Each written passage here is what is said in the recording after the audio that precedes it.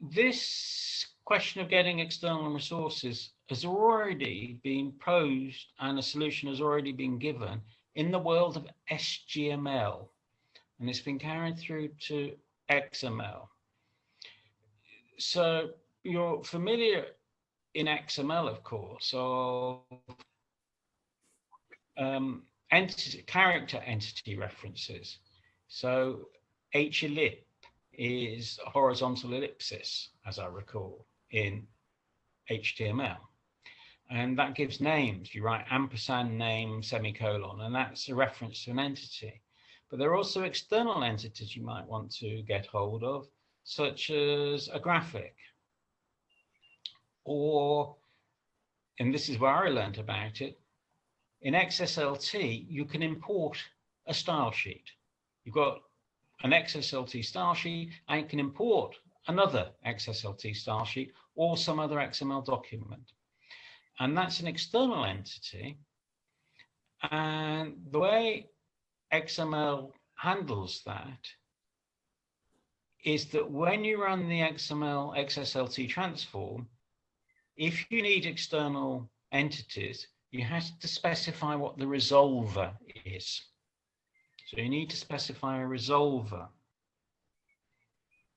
And a resolver is a way of picking up the picture.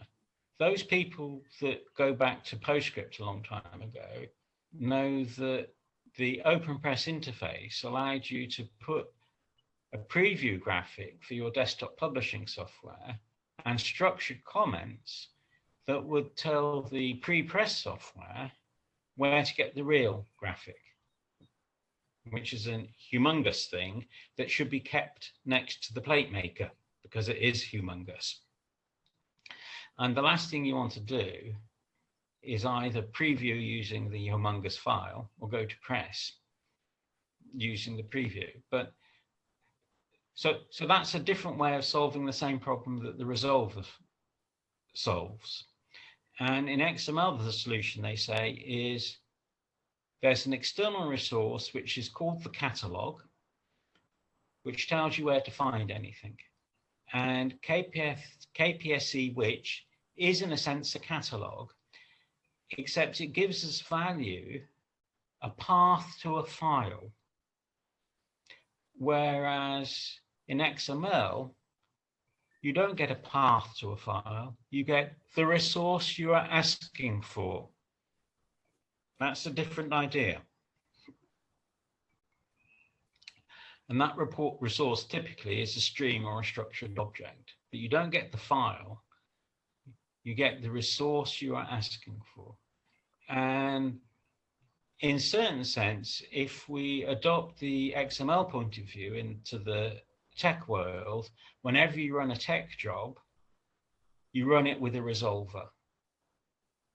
And one of the resolvers is the one we've already got.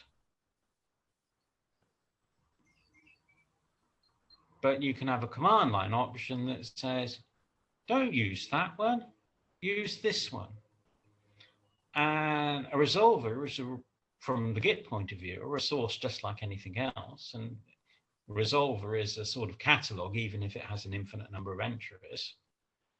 You can imagine a resolver where you ask for, you give a resource that's some long digit, and you get back its prime decomposition. That would be a resolver of sorts. It's a sort of way to call an external function.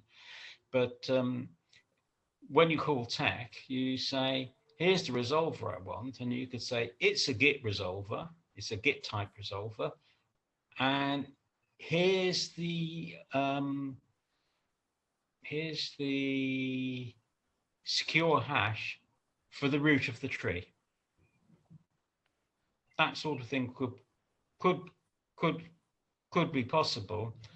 And in practice, you wouldn't say, here's the secure hash that's the root of the tree. You do what you do in Git, which is you say, here's a name that references that. So in Git, you have a branch that it used to be called master, but that's a somewhat authoritarian term, so they now call it main. So there's a main branch, and every time you make a commit to main, a pointer moves forward, and that pointer points to a different tree. And whenever you perform a Git operation, by default, it uses that particular thing. So you could just use the sort of Git style way of saying, this is what we want. Git provides a wide range of ways of saying, this is the particular tree I want to use as a catalog. So in the end, the storage of the big stuff is by Git packs. That's the archival stuff, if you like. And the how do I get things is given by a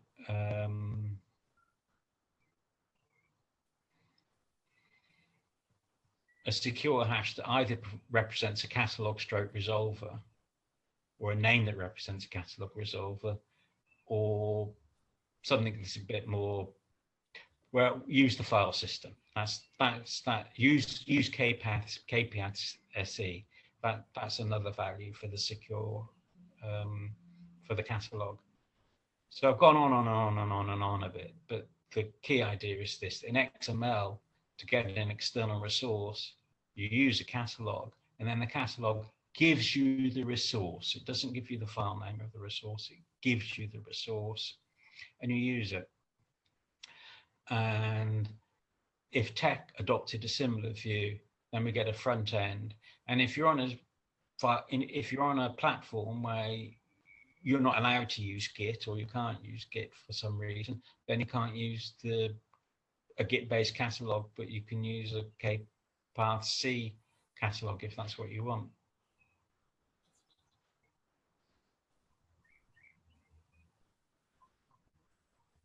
I've gone a long way from where I started, which was I started with packs, and then streams, and now we're talking about how we can get tech as an executable to interact with all this world.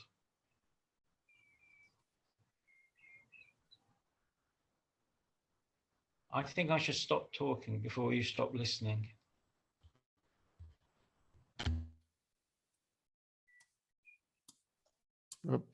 Actually, it would mean that tech or the engines would need some more modern interface or more flexible interface to the outside world. Actually, I guess it's a modification of kpath which could do this. And I'm not sure if context already does this with Lua tech. I have no idea actually.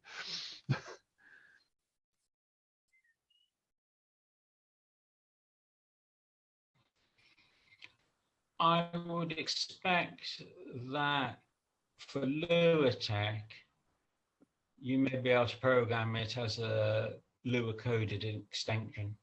I would have thought that with Lua, you could read a Git pack file.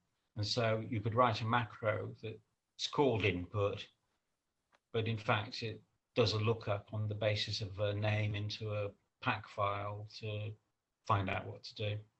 So in Lua tech, you've probably got the flexibility to, so to speak, use it. Yeah, you could probably, I'm sure you could do it in Lua. Well, when I say you, I mean you. I don't think I could do it because I haven't written anything in Lua.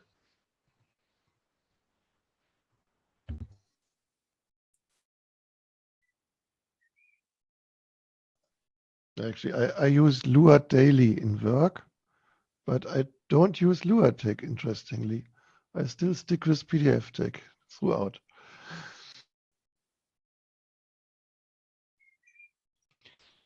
We're sort of getting to the end of this.